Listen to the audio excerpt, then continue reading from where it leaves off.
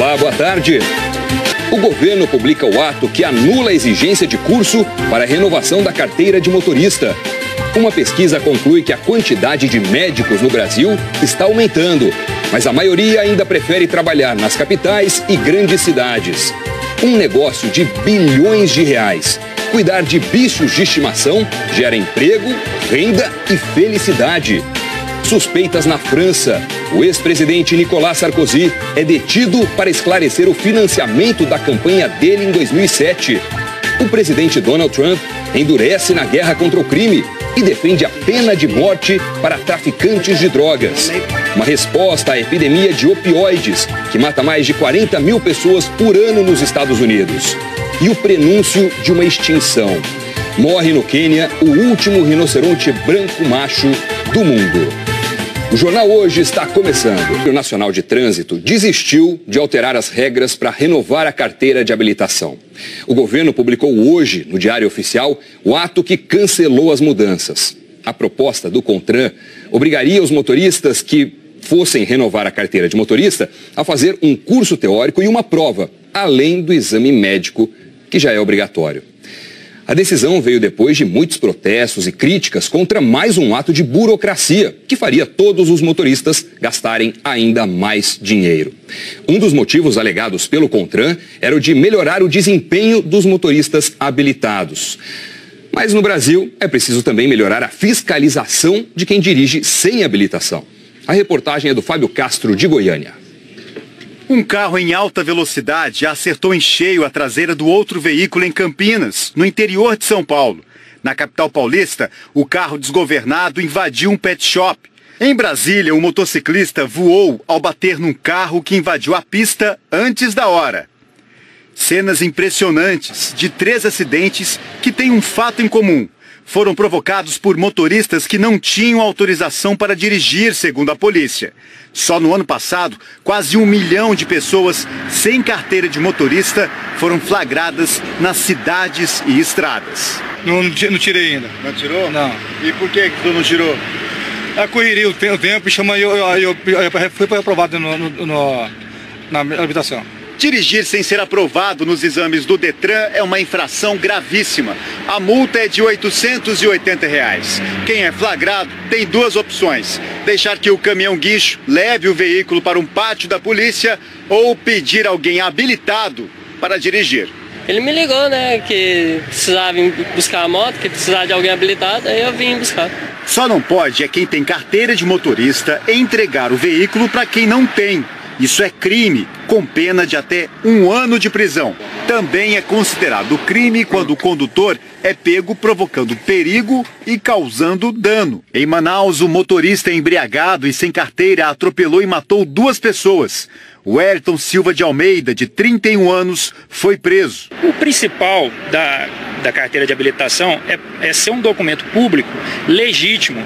É ele que pode atestar se o indivíduo passou pelos testes necessários, se ele tem essa condição física, psicológica e a habilidade necessária para dirigir. Depois de ser flagrado na moto, sem carteira, Anderson agora vai providenciar o documento. Tudo é arriscado, né? Uma liçãozinha dessa aí foi boa.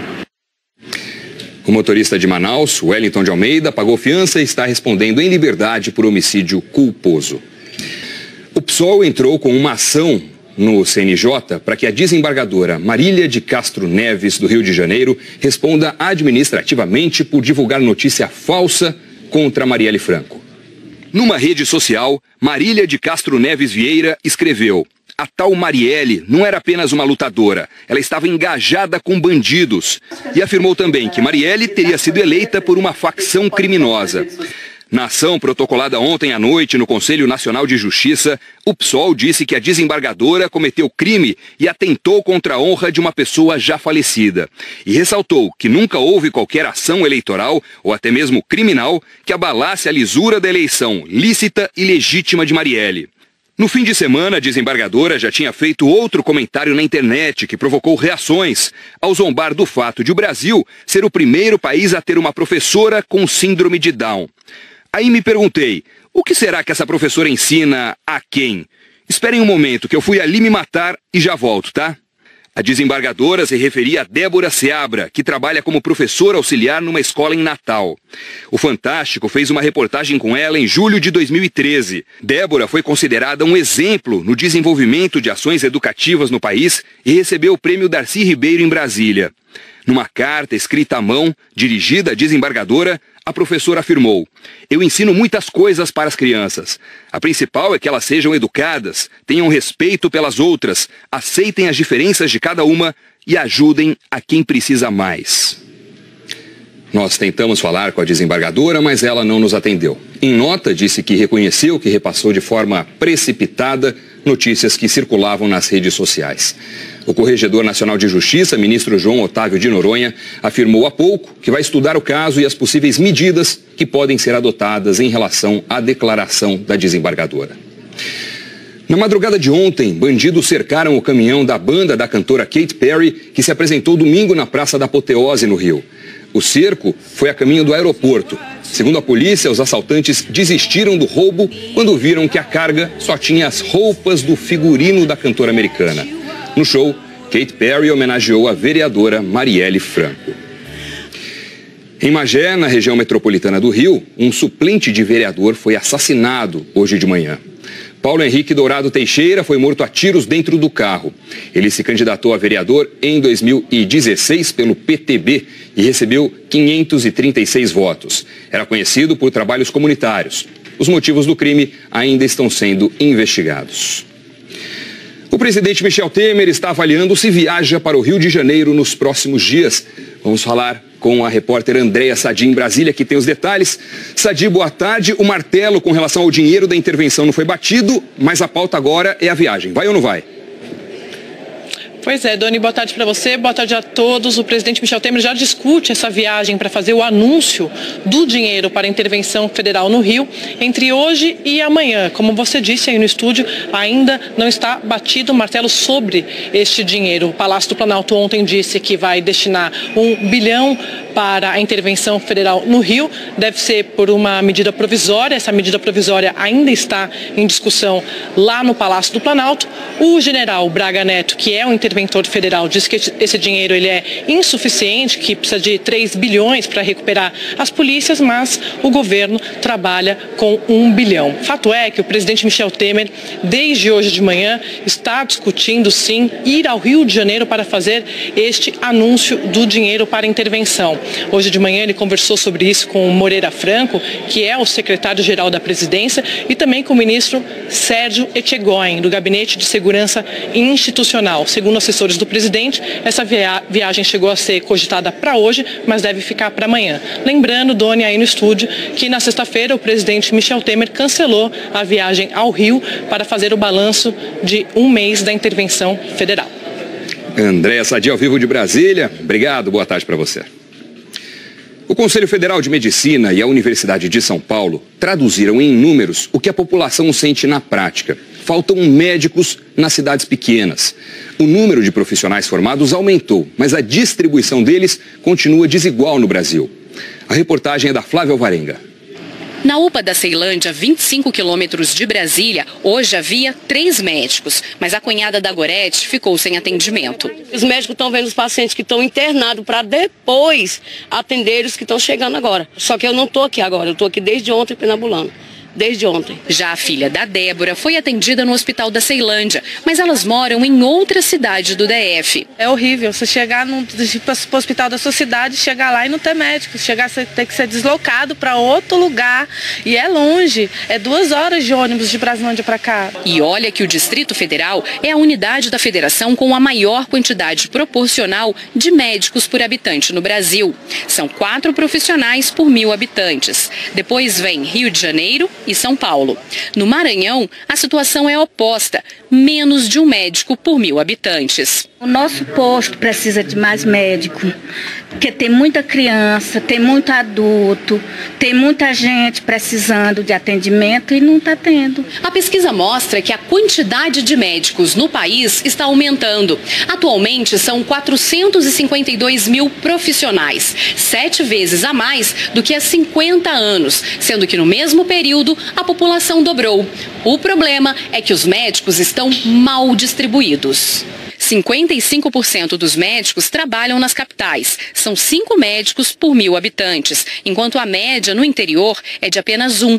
A pesquisa do CFM excluiu os médicos estrangeiros que participam do programa Mais Médicos, que tem atendido muitas cidades do interior do país, onde outros médicos preferem não trabalhar. O Mais Médicos, criado em 2013, tem 17 mil profissionais. A maioria é médico estrangeiro.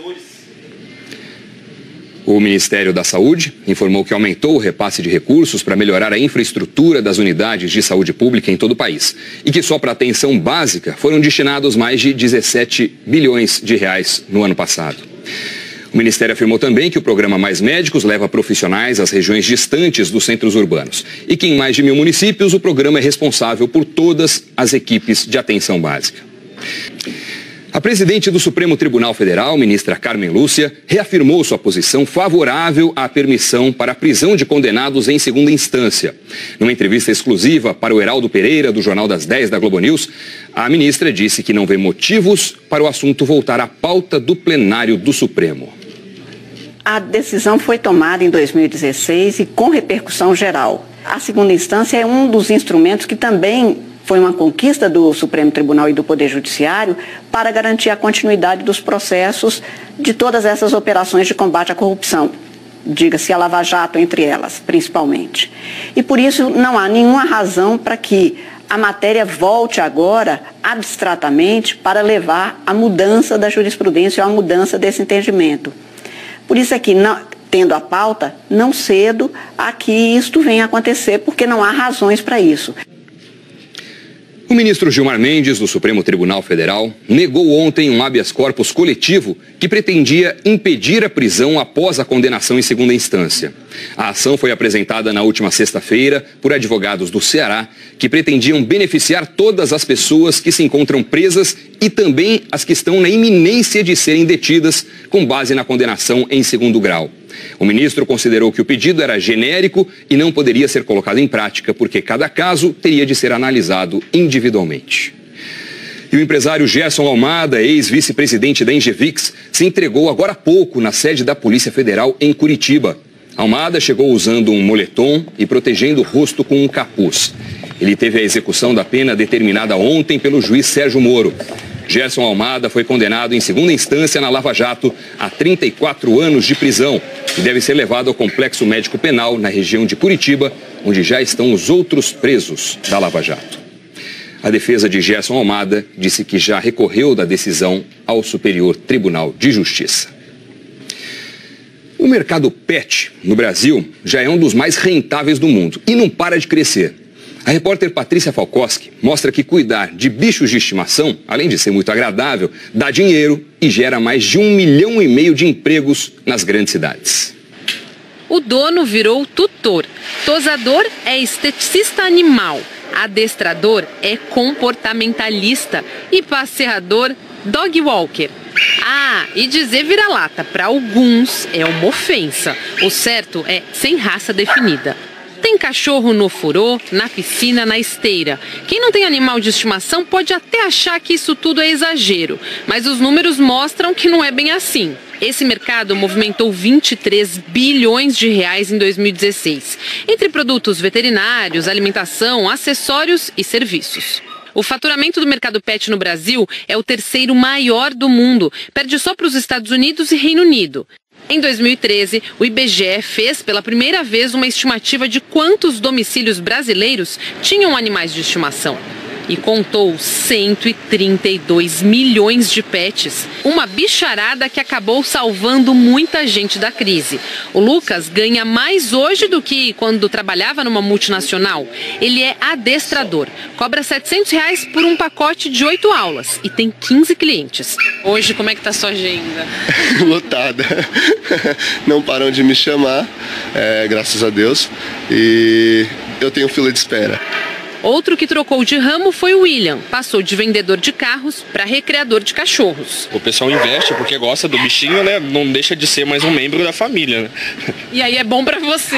Pra gente mais ainda. Quem mora nas grandes cidades como São Paulo, por exemplo, muitas vezes tem uma rotina que não consegue dar conta dos cachorrinhos passear como eles precisam. Por isso, este é um espaço feito para eles brincarem. Eles passam o dia assim, ó, cheio de atividades de lazer. Há 3 anos, esse espaço tinha 5 profissionais. Agora, tem 17. A gente pode até falar que o céu é o limite, né? Tem gente que investe R$1.000 por mês, tem gente que investe R$4.000. E se o bicho fica doente, precisa de cuidados. Esse hospital veterinário emprega 60 profissionais e exige cada vez mais especialização. Mais ou menos um cliente gasta por volta entre 500 a R$1.000. Aí se ele precisar fazer uma cirurgia, uma internação, alguma coisa assim, acaba sendo um pouco mais caro. O setor gera 1.700.000 empregos formais e muitos informais também. O segmento ele não vai parar. Isso, ele vai andar.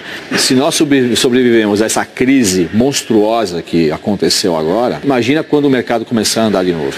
E é só ser criativo para encontrar um espaço nesse mercado. O herdeiro do Japão, Naruhito, visitou hoje o 8º Fórum Mundial de Água em Brasília. Naruhito se encontrou com o governador do Distrito Federal, Rodrigo Hollenberg, do PSB, e defendeu a união de vários setores da sociedade para a solução dos problemas relacionados à água.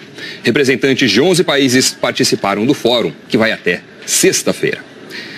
Agora é hora da previsão do tempo, porque o outono já começou, agora há pouco, às 1h15 da tarde, pelo horário de Brasília. Quem fala com a gente é a Jaqueline Brasil. Bem-vinda, boa tarde. Boa tarde, Doni. Obrigada. Boa tarde para vocês. Jaque, o que é que a gente pode esperar dessa estação?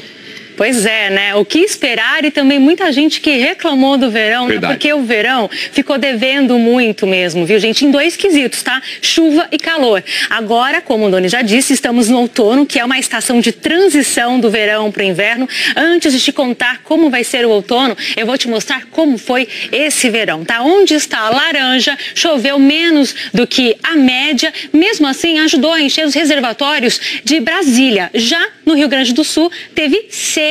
Em São Paulo, pouca chuva no sistema Cantareira, mas teve inundação no Rio Doce, em Minas Gerais. Choveu nos açudes, no Nordeste, e no Norte o destaque ficou para a cheia dos rios, Madeira e Xingu. Agora, no outono, a chuva ainda vai ficar abaixo da média no Rio Grande do Sul, em Santa Catarina, em boa parte aqui do Nordeste e também do Norte. Já onde está azul, Sudeste e Centro-Oeste, aí a chuva fica acima da média. Falamos de chuva, mas vamos falar também sobre a temperatura. No outono, a temperatura mínima começa a cair mais onde está azul, portanto, no sul e também no sudeste. O que vai provocar essa friaca é a entrada de massas de ar frio. Aliás, nessa estação, você também vai ouvir falar muito sobre outros sistemas. Por exemplo, o ar seco na região central, também as ondas de leste mandando chuva para o nordeste e a zona de convergência intertropical mantendo a chuva no norte. Hoje, a primeira tarde do outono, o tempo vai ficar assim. Em quase todo o país onde está verde, tem previsão para chuva. O tempo fica firme só no sul do Rio Grande do Sul, também aqui no Espírito Santo, partindo para a Bahia e leste também aqui do Nordeste, Doni. Ou seja, chuva em quase todo o Brasil, significa que a gente começa o outono com chuva. Sim, com chuva. Aliás, nós temos um mapa aqui para falar que a chuva vai continuar amanhã, mas também temos as máximas para dizer que o calor continua amanhã também e hoje, viu, Doni? Dá uma olhada aqui. A gente tem aqui a máxima prevista de 32 em Porto Velho, também em Belém, 33 em Goiânia, 30 aqui em São Paulo e 36 no Rio de Janeiro. Agora, falando sobre a chuva realmente vai marcar presença agora no início do outono. Aliás, temos um alerta importantíssimo porque tem áreas de instabilidade, uma frente fria que chega hoje no sul e vai dar um alô aqui no sudeste, então tudo isso vai provocar alerta, perigo para a tempestade nesse tantinho aqui, essa faixa vermelha que é o litoral de São Paulo, partindo aqui para o restante do sudeste, centro-oeste e norte também tem risco de temporais e amanhã eu conto mais para vocês. Combinado, eu te espero. Valeu, Jaque. Valeu. Boa tarde. presidente dos Estados Unidos, Donald Trump, defendeu a pena de morte para traficantes de drogas. A medida faz parte de um plano de combate à epidemia dos opioides, que mata por overdose mais de 42 mil pessoas por ano no país. A gente fala agora ao vivo de Nova York com a correspondente Sandra Coutinho. Sandra, você traz pra gente os detalhes desse plano, né? Boa tarde. Boa tarde para você também, Doni, para todo mundo. Olha, a principal proposta do presidente Donald Trump é exatamente isso, mudar a lei para que alguns traficantes possam ser condenados à morte. Mas além de endurecer a lei contra o tráfico, outra preocupação é com as drogas lícitas, que são um grande problema aqui nos Estados Unidos. As overdoses de opioides se tornaram uma das principais causas, se não a principal causa, entre os americanos com mais de 50 anos. O anúncio foi feito em Manchester, a principal cidade do estado de New Hampshire, que detém o terceiro maior número de mortes do país. O plano também prevê a distribuição gratuita de remédios capazes de reverter uma overdose e um corte drástico na prescrição de remédios à base de ópio, os chamados opioides. Esses remédios são receitados livremente pelos médicos e são responsáveis por 4 em cada 10 mortes de overdose nos Estados Unidos. Segundo o Centro de Controle de Doenças, 42 mil pessoas morreram de overdose em 2016. Do ano 2000 até 2016, o excesso da droga matou 600 mil pessoas. Isso corresponde a uma média de 115 mortes por overdose por dia. Os dados do ano passado ainda não foram divulgados, mas já se sabe que houve um aumento de 30% nos casos de overdose registrados nos serviços de emergência de hospitais de todo o país. Olha só, uma correção rápida. As overdoses são as principais causas de mortes em pessoas com menos de 50 anos aqui nos Estados Unidos. E esse projeto do presidente Donald Trump ainda precisa ser aprovado pelo Congresso, Doni. Certo, Sandra Coutinho, obrigado. Boa tarde para você. A polícia americana está investigando um suposto agressor em série no estado do Texas. Essa madrugada, um pacote explodiu numa empresa na cidade de Schertz. Ninguém se feriu, mas 4 ataques semelhantes desde 2 de março na capital Austin mataram 2 homens negros e feriram gravemente uma mulher hispânica. O governo da Índia confirmou a morte de 39 trabalhadores indianos em Mossul, no Iraque. Eles estavam desaparecidos desde 2014, quando foram sequestrados pelo grupo terrorista Estado Islâmico. Os corpos estavam numa vala comum perto de Mossul. O reconhecimento das vítimas foi feito por testes de DNA. A polícia do Distrito Federal identificou os responsáveis pelo desaparecimento de um boi avaliado em R$60 mil na cidade satélite do Gama. O boi diamante foi roubado no começo desse mês. Ele ficou conhecido depois de aparecer na novela Em Família, gravada em 2004. A polícia não divulgou o nome dos ladrões, mas informou que são 2 homens de um sítio vizinho. Em depoimento, disseram que o dono do boi, seu Avelino, tinha uma dívida antiga com eles e que mataram o boi um dia depois do roubo para vender parte da carne e fazer um churrasco. Segundo a polícia, a dupla vai responder em liberdade pelo furto e pelo abate. Você vai ver a seguir: o ex-presidente da França, Nicolas Sarkozy, é detido por suspeita de financiamento irregular de campanha.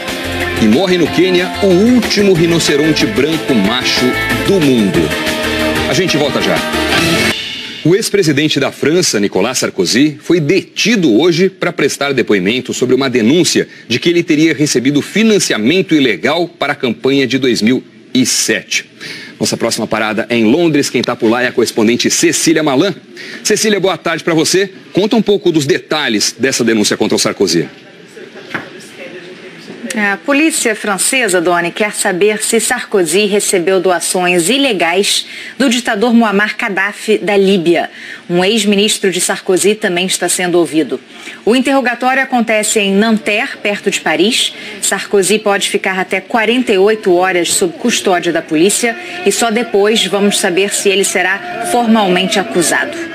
Em 2013, a justiça francesa abriu uma investigação para apurar as supostas irregularidades. 3 anos depois, um empresário franco-libanês revelou detalhes à imprensa.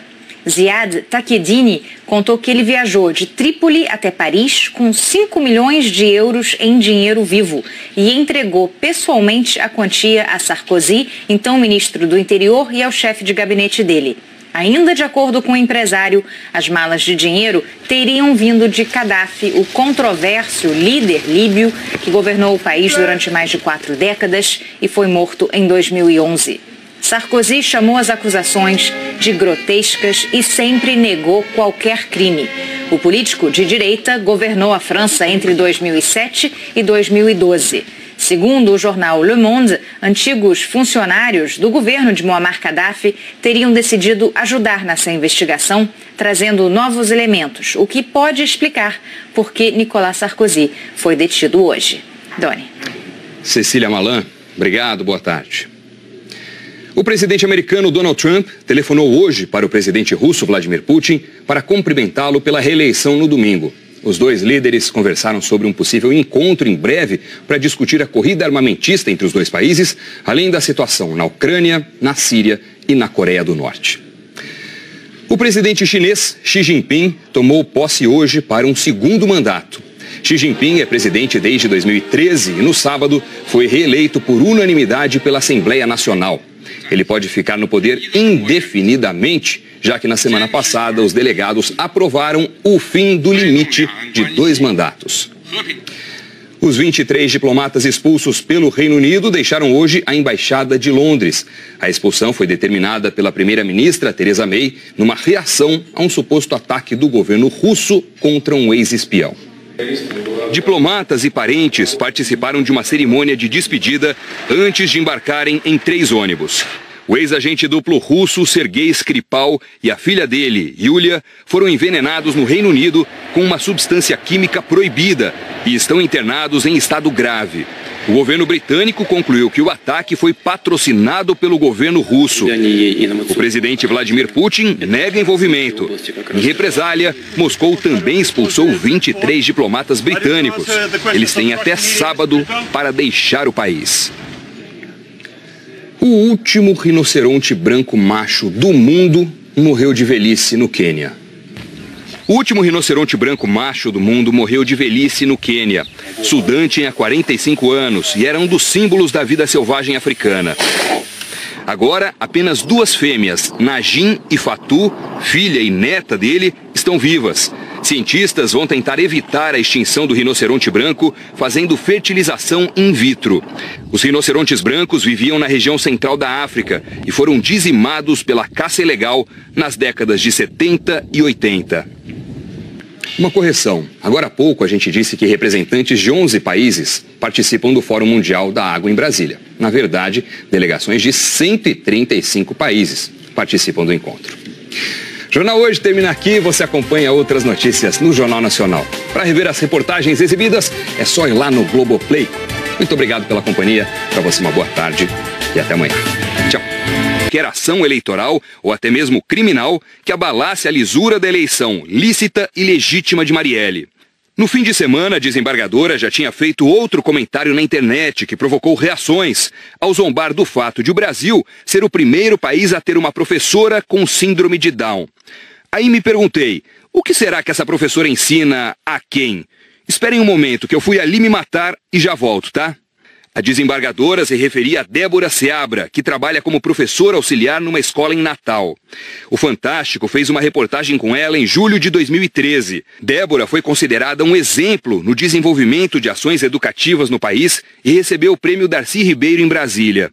Numa carta escrita à mão, dirigida à desembargadora, a professora afirmou: "Eu ensino muitas coisas para as crianças. A principal é que elas sejam educadas, tenham respeito pelas outras, aceitem as diferenças de cada uma e ajudem a quem precisa mais."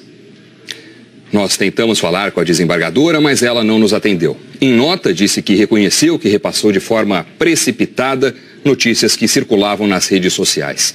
O Corregedor Nacional de Justiça, ministro João Otávio de Noronha, afirmou há pouco que vai estudar o caso e as possíveis medidas que podem ser adotadas em relação à declaração da desembargadora. Na madrugada de ontem, bandidos cercaram o caminhão da banda da cantora Katy Perry, que se apresentou domingo na Praça da Apoteose, no Rio. O cerco foi a caminho do aeroporto. Segundo a polícia, os assaltantes desistiram do roubo quando viram que a carga só tinha as roupas do figurino da cantora americana. No show, Katy Perry homenageou a vereadora Marielle Franco. Em Magé, na região metropolitana do Rio, um suplente de vereador foi assassinado hoje de manhã. Paulo Henrique Dourado Teixeira foi morto a tiros dentro do carro. Ele se candidatou a vereador em 2016 pelo PTB e recebeu 536 votos. Era conhecido por trabalhos comunitários. Os motivos do crime ainda estão sendo investigados.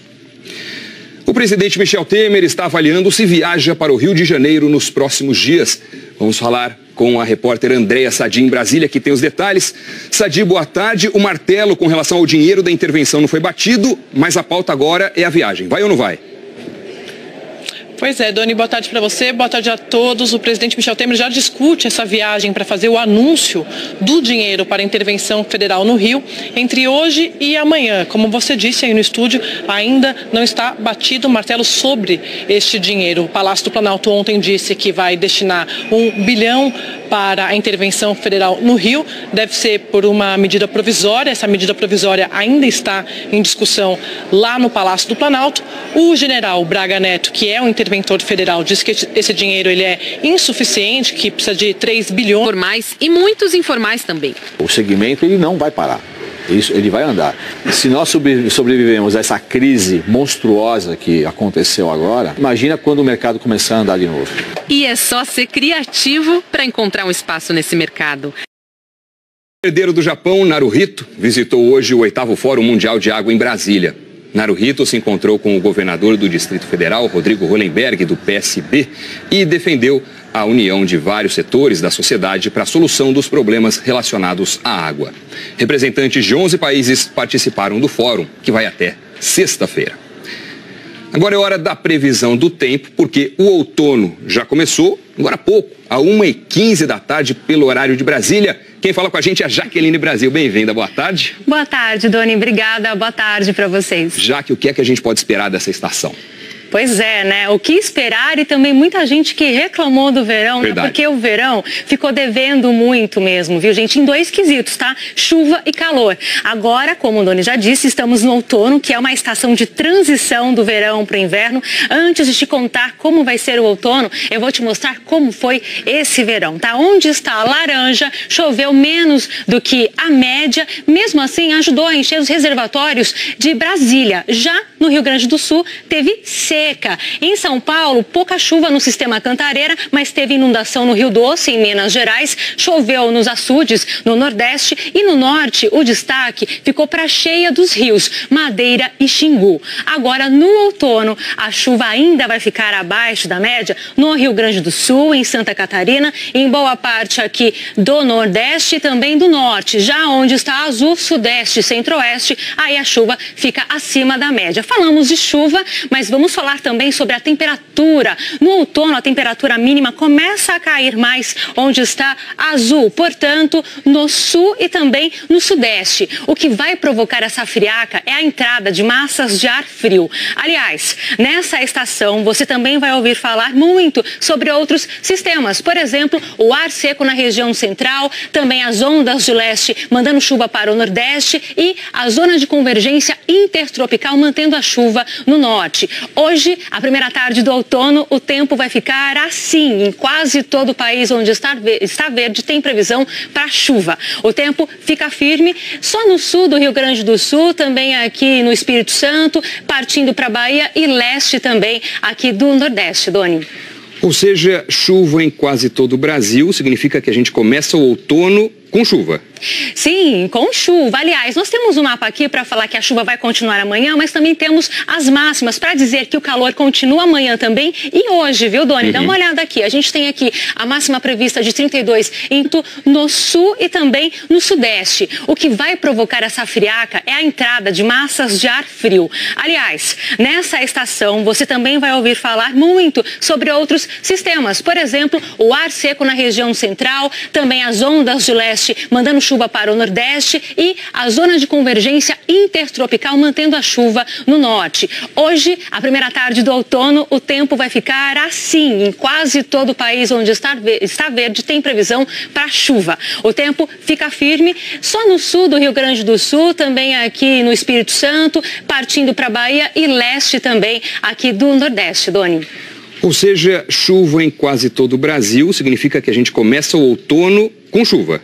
Sim, com chuva. Aliás, nós temos um mapa aqui para falar que a chuva vai continuar amanhã, mas também temos as máximas para dizer que o calor continua amanhã também e hoje, viu, Doni? Dá uma olhada aqui. A gente tem aqui a máxima prevista de 32 em Porto Velho, também em Belém, 33 em Goiânia, 30 aqui em São Paulo e 36 no Rio de Janeiro. Agora, falando sobre a chuva realmente vai marcar presença agora no início do outono. Aliás, temos um alerta importantíssimo porque tem áreas de instabilidade, uma frente fria que chega hoje no sul e vai dar um alô aqui no sudeste, então tudo isso vai provocar alerta, perigo para tempestade nesse tantinho aqui, essa faixa vermelha que é o litoral de São Paulo, partindo aqui para o restante do sudeste, centro-oeste e norte também tem risco de temporais e amanhã eu conto mais para vocês. Combinado, eu te espero. Valeu, Jaque. Valeu. Boa tarde.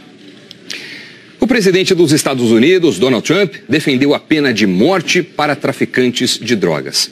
A medida faz parte de um plano de combate à epidemia dos opioides, que mata por overdose mais de 42 mil pessoas por ano no país. A gente fala agora ao vivo de Nova York com a correspondente Sandra Coutinho. Sandra, você traz pra gente os detalhes desse plano, né? Boa tarde. Boa tarde para você também, Doni, para todo mundo. Olha, a principal proposta do presidente Donald Trump é exatamente isso, mudar a lei para que alguns traficantes possam ser condenados à morte. Mas além de endurecer a lei contra o tráfico, outra preocupação é com as drogas lícitas, que são um grande problema aqui nos Estados Unidos. As overdoses de opioides se tornaram uma das principais causas, se não a principal causa, entre os americanos com mais de 50 anos. O anúncio foi feito em Manchester, a principal cidade do estado de New Hampshire, que detém o terceiro maior número de mortes do país.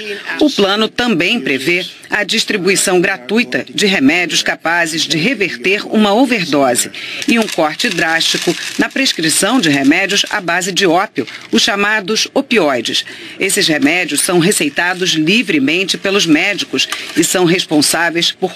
Agora, falando sobre a chuva realmente vai marcar presença agora no início do outono. Aliás, temos um alerta importantíssimo porque tem áreas de instabilidade, uma frente fria que chega hoje no sul e vai dar um alô aqui no sudeste, então tudo isso vai provocar alerta, perigo para tempestade nesse tantinho aqui, essa faixa vermelha que é o litoral de São Paulo, partindo aqui para o restante do sudeste, centro-oeste e norte também tem risco de temporais e amanhã eu conto mais para vocês. Combinado, eu te espero. Valeu, Jaque. Valeu. Boa tarde. O presidente dos Estados Unidos, Donald Trump, defendeu a pena de morte para traficantes de drogas. A medida faz parte de um plano de combate à epidemia dos opioides, que mata por overdose mais de 42 mil pessoas por ano no país. A gente fala agora ao vivo de Nova York com a correspondente Sandra Coutinho. Sandra, você traz pra gente os detalhes desse plano, né? Boa tarde. Boa tarde para você também, Doni, para todo mundo. Olha, a principal proposta do presidente Donald Trump é exatamente isso, mudar a lei para que alguns traficantes possam ser condenados à morte. Mas além de endurecer a lei contra o tráfico, outra preocupação é com as drogas lícitas, que são um grande problema aqui nos Estados Unidos. As overdoses de opioides se tornaram uma das principais causas, se não a principal causa, entre os americanos com mais de 50 anos. O anúncio foi feito em Manchester, a principal cidade do estado de New Hampshire, que detém o terceiro maior número de mortes do país. O plano também prevê a distribuição gratuita de remédios capazes de reverter uma overdose e um corte drástico na prescrição de remédios à base de ópio, os chamados opioides. Esses remédios são receitados livremente pelos médicos e são responsáveis por 4 em cada 10 mortes de overdose nos Estados Unidos. Segundo o Centro de Controle de Doenças, 42 mil pessoas morreram de overdose em 2016. Do ano 2000 Até 2016, o excesso da droga matou 600 mil pessoas. Isso corresponde a uma média de 115 mortes por overdose por dia. Os dados do ano passado ainda não foram divulgados, mas já se sabe que houve um aumento de 30% nos casos de overdose registrados nos serviços de emergência de hospitais de todo o país. Olha só, uma correção rápida. As overdoses são as principais causas de mortes em pessoas com menos de 50 anos aqui nos Estados Unidos. E esse projeto do presidente Donald Trump ainda precisa ser aprovado pelo Congresso, Doni. Certo, Sandra Coutinho, obrigado. Boa tarde para você. A polícia americana está investigando um suposto agressor em série no estado do Texas. Essa madrugada, um pacote explodiu numa empresa na cidade de Isso é crime, com pena de até 1 ano de prisão. Também é considerado crime quando o condutor é pego provocando perigo e causando dano. Em Manaus, o motorista embriagado e sem carteira atropelou e matou 2 pessoas. O Wellington Silva de Almeida, de 31 anos, foi preso. O principal da carteira de habilitação é ser um documento público legítimo. É ele que pode atestar se o indivíduo passou pelos testes necessários, se ele tem essa condição física, psicológica e a habilidade necessária para dirigir. Depois de ser flagrado na moto, sem carteira, Anderson agora vai providenciar o documento. Tudo é arriscado, né? Uma liçãozinha dessa aí foi boa.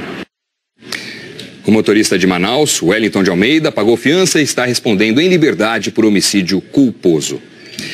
O PSOL entrou com uma ação no CNJ para que a desembargadora Marília de Castro Neves, do Rio de Janeiro, responda administrativamente por divulgar notícia falsa contra Marielle Franco.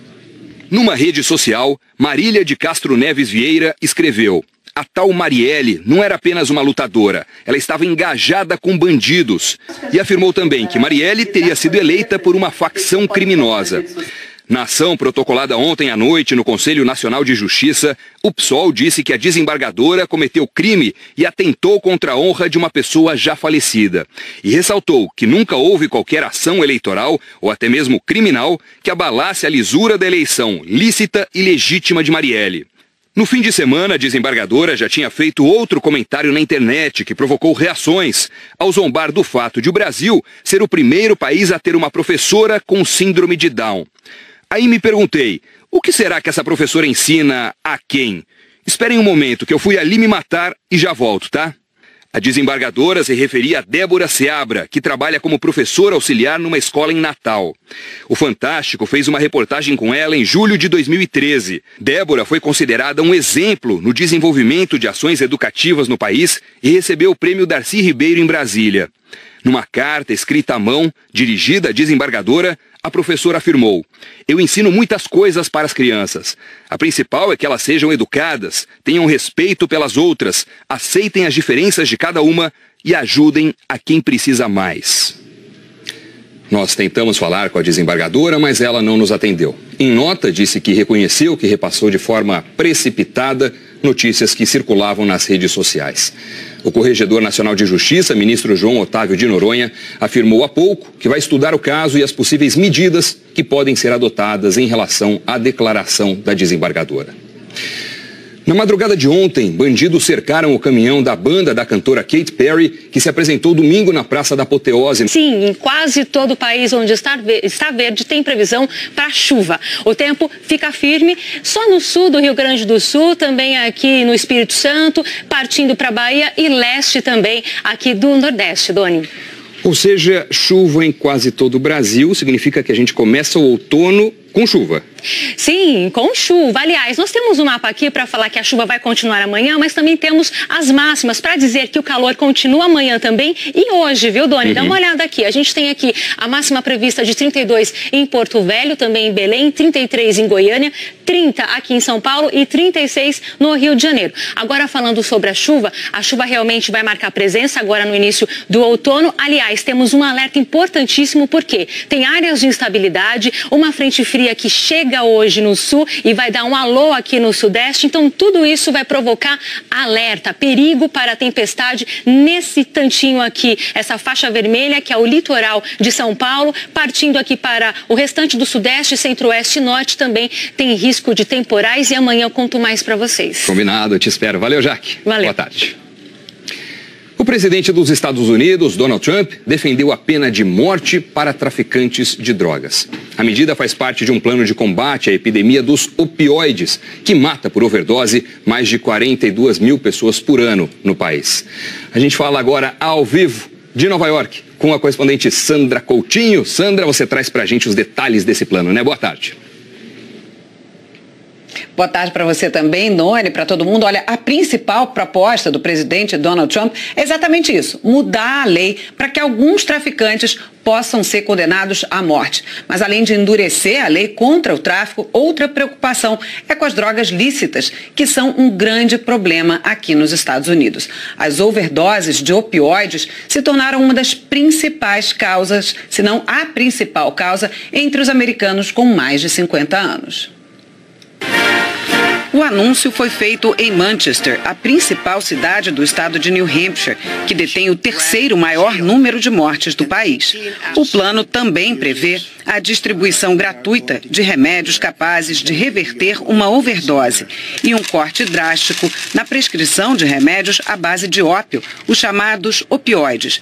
Esses remédios são receitados livremente pelos médicos e são responsáveis por 4 em cada 10 mortes de overdose nos Estados Unidos. Segundo o Centro de Controle de Doenças, 42 mil pessoas morreram de overdose em 2016. Do ano 2000 até 2016, o excesso da droga matou 600 mil pessoas. Isso corresponde a uma média de 115 mortes por overdose por dia. Os dados do ano